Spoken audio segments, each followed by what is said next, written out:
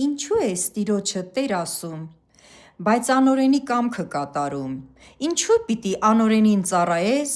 քո կյանքով, բայց Տիրոջից խնդրես, որ օգնի քեզ։ Ում կամքը որ կատարում ես, նրան էլ ծառայես։ Երկու տեր չես կարող ունենալ, կամ մեկին պիտի ծառայես, կամ մյուսին դու պիտի ընտրես։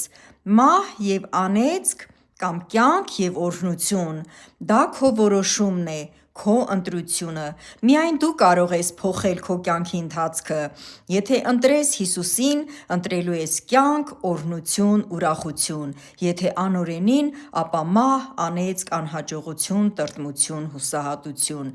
Չկա երրորդ ընտրությունը՝ կամ չար, կամ բարի, կամ անեծք, կամ օրհնություն, կամ մահ, կամ էլ կյանք։ Հավիտենական կյանք Հիսուս Քրիստոս մեր Տեր Հիսուսի հետ։ Ամեն։